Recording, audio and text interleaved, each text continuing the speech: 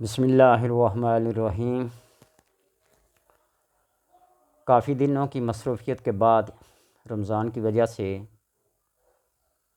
Video upload نہ کر سکا۔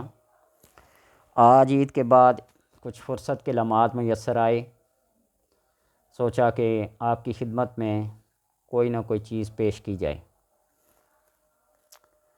گلکنڈ، گیکھا، زخامت گدا، ورکیا، غائٹر، گلے کے اندر جب ایک گلڑ سا بن جاتا ہے، گوشت لٹک جاتا ہے اور شروع میں تو محسوس نہیں ہوتا، لیکن جب یہ بڑھ جاتا ہے تو نرخرے کے اندر دقت پیدا ہو جاتی ہے، بات کرنا، سانس لینا مشکل ہو جاتا ہے، تکلیف ہوتی ہے، دباؤ پڑنے کی وجہ سے سانس لینے میں بھی تکلیف ہوتی ہے۔ اور اس مرض میں گلے کے اوپر گوشت غیر طبی طور پر بڑھ جاتا ہے اور گلا پھول جاتا ہے، اور زیادہ تر خصوصاً عورتوں کو ہوتا ہے۔ وجوہات: ایسے مقامات کے لوگ جہاں آیوڈین کی کمی پائی جاتی ہے وہاں گلڑ کا مرض بہت زیادہ ہوتا ہے۔ کیوں؟ کہ انسانی جسم کو آیوڈین کی ضرورت بہت زیادہ ہوتی ہے، اس لیے جہاں آیوڈین کی کمی ہوتی ہے وہاں یہ مرض شروع ہو جاتا ہے۔ اس کی علامات کیا ہیں؟ گلا پھول جاتا ہے اور گوشت غیر طبی طور پر بڑھ جاتا ہے۔ چھوٹے گلڑ سے کوئی تکلیف تو نہیں ہوتی، لیکن جب یہ وہ بڑا ہو کر لٹک جاتا ہے تو نرخرے کے اندر دقت پیدا ہو جاتی ہے، سانس لینا مشکل ہو جاتا ہے۔ اور وجوہات بتا دی کہ آیوڈین کی کمی کی وجہ سے یہ ہوتا ہے۔ ڈاکٹری علاج کے مطابق حفظ ما تقدم کے طور پر پانی کو ابال کر پئیں اور سال میں 2 بار سوڈیم آیوڈین روزانہ 10 دن تک لیں۔ جب گلڑ ہو جائے تو بیرونی طور پر بھی کوئی ادویات دی جاتی ہیں، لگائیں، اور کسی مرہم یا کسی ایسی میڈیسن کا استعمال کریں جو اس گلڑ کو بڑھنے سے روکیں۔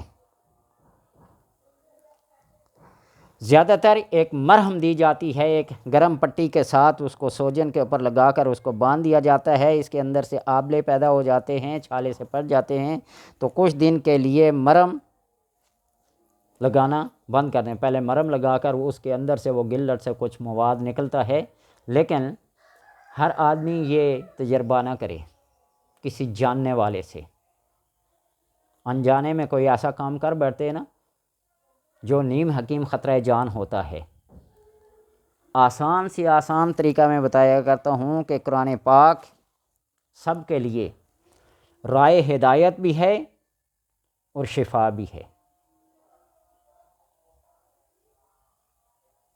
سورہ زخرف کی ایک آیت ہے، ام ابرموا امرا فإنا مبرمون، ام ابرموا امرا فإنا مبرمون۔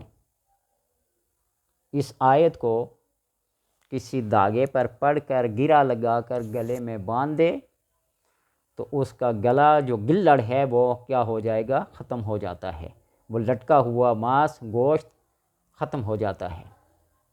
اور اللہ کے کرم سے اس آیت کو ام ابرموا امرا فإنا مبرمون سورہ زخرف کی آیت ہے، آیت نمبر 174 ہے یا 184 ہے، دیکھ لینا۔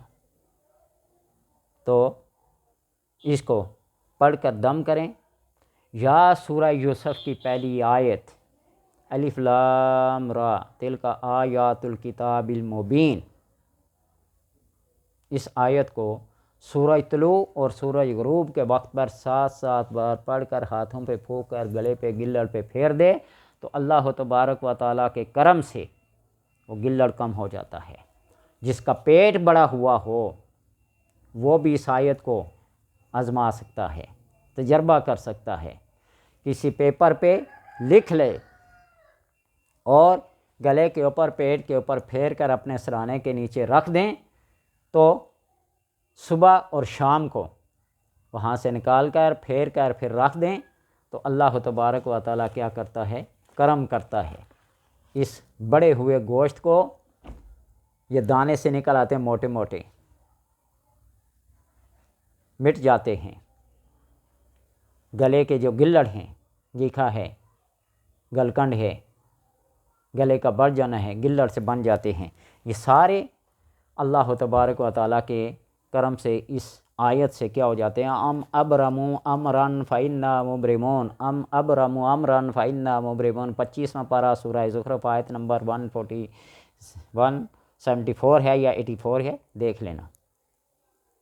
تو اور اسی سورہ یوسف کی دوسری آیت لے لیں، یعنی دوسری ایک تو سورہ زخرف کی آیت ہے 25واں پارے ام ابرمو امرن فإنا مبرمون، اور دوسری صورت ہے سورہ یوسف کی پہلی آیت الف لام را کے ساتھ تلک آیات الکتاب المبین۔ یہ گلڑ کم کرنے کے لیے بھی، پیٹ کا کم کرنا بھی، اور ہیوی ویٹ کو بھی کم کرنے کے لیے یہ آیات کام کرتی ہیں۔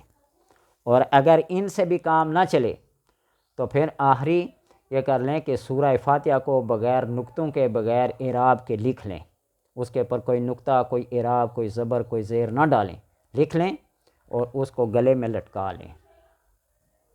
اللہ تبارک و تعالیٰ ان امراض سے شفا دیتا ہے۔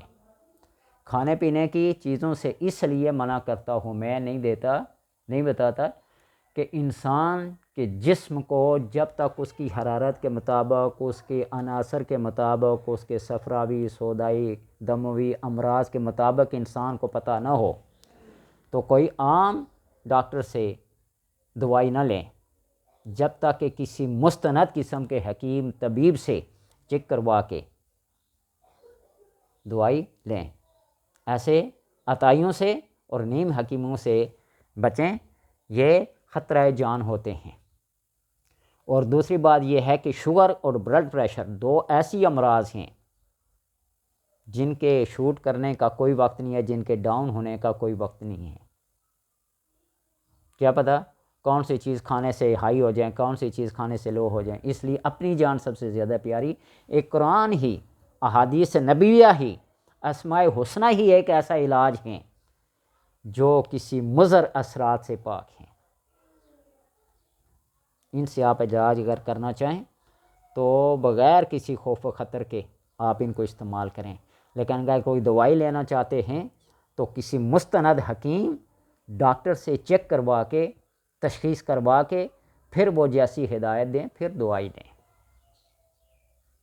تو یہ جو عملیات اور وظائف ہیں یہ ان لوگوں کے لیے ہیں جن کے اعتقاد میں پختگی ہو، جن کا یقین ہو کہ قرآن شفا ہے، قرآن نور ہدایت ہے، یہ اپنے اعتقاد کے مطابق فائدہ دیتا ہے۔ اللہ تبارک و تعالیٰ سے دعا ہے کہ ہمیں قرآن حکیم سے کما حق و فائدہ اٹھانے کی اللہ توفیق عطا فرمائے۔